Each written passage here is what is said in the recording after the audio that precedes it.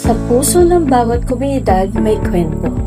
Kwento ng pakikibaka, ng pag-unlad at ng pangarap. Ngunit sa likod ng bawat kwento may datos, totoo, lokal at buhay.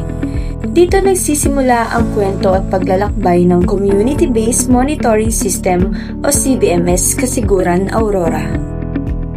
Ang CBMS ay higit pa sa simpleng survey. Isa itong makapangyarihang kasangkapan na nagbibigay kakayahan sa mga lokal na pamahalaan na makuha ang tunay na kalagayan ng kanilang mamamayan. Bitbit ang tablet at layuning tumulong. 37 enumerators ang naglakad sa bawat kanto, bawat purok, bawat sityo, sa init man ng araw o lakas ng ulan, pataas man ng bundok at pagtawid ng dagat at ilog. Nakinig sila, nagtanong at nagtipo ng datos mula sa bawat pamilya.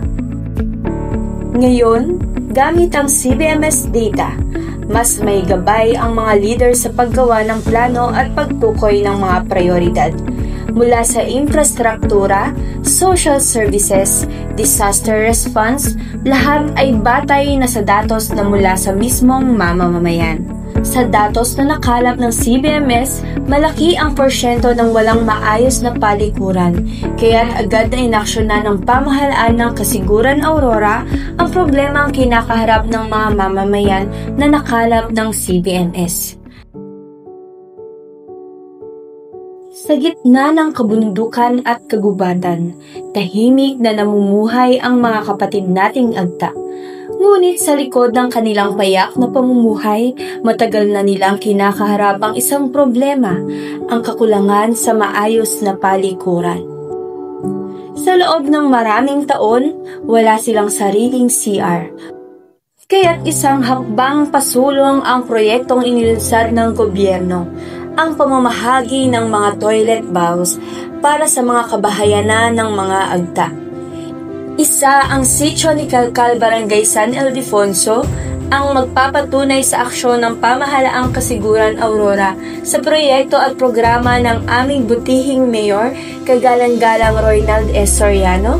16 na pamilya ang nakatanggap ng toilet bowls with septic tank sa pangunguna ng Municipal Health Officer Dr. Meryl Danay, kasama ang Sanitary Inspector Ms. Johanna Ruth Babilonia at sa tulong na rin ng aming Municipal Engineer, Engineer Menandro Lapada, kasama ang kanyang mga napiling staff. At sa pangunguna rin ng IPMR Eric Luna, kasama ang Barangay Captain ng San Ildefonso, kagalang-galang Proseso Moreno at ng sektoral ng barangay.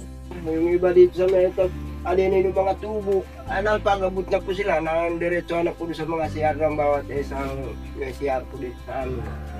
Wala pang kadandaan din nga niya kung ano yan ang tarun dito ng CR. Ngayon, medyo madalang na dito sa playa Magarubay. Salamat nga ni kayo sa inyo at kayo ngayon, tatarong nga rin naman ang kwampo dito sa amin.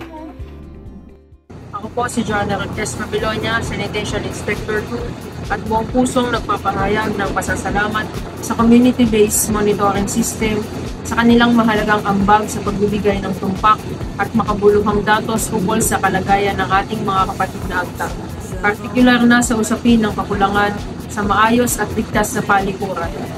Sa ngalan po ng Municipal Health Office, sa pangunguna ni Dr. Mary Danay, nais naming ipabatid ang aming taus-pusong pasasalamat sa CBMS sa pamamagitan ng kanilang datos.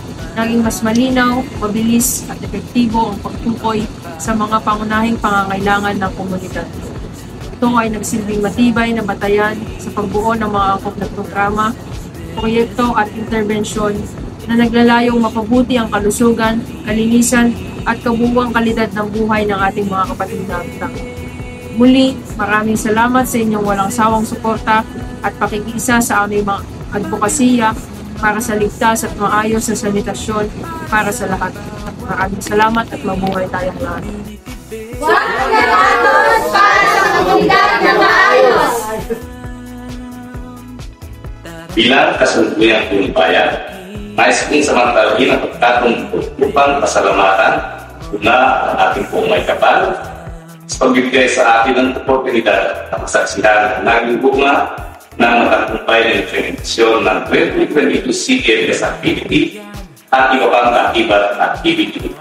Nais ko rin pasalamatan ng iba't ibang ahensya, organisasyon, at mga taong kasangkot sa pagtulong upang magyan ang tagumpay ng mga gawain ito sa kabila ng iba't ibang mga pagsubok at bati.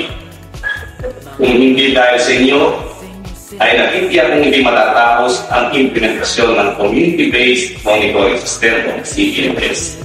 Ang inyong komunikasyon, pakikisangkot, at presensya ng nilaan pagsasagawa ng mga proyektong ito ay lubos na pinapatagaan. Hindi lang ako o hindi lalugit ng buong mamamayan ng kasiguran. Kasi yan makikinabang sa mga resulta o datos na nakalap sa pamamagitan ng CBMS at ang mga benepisyaryo ng mga proyektong nababalangkas. At dahil dito ay nararapat lamang na ipagbalaki ang tagumpay nito nang walang pag-aalinlangan. Maraming salamat at mabuhay po tayo lahat. Sama-sama tayo na uunlad, ating iangat ang komunidad. Sama-sama tayo na uunlad,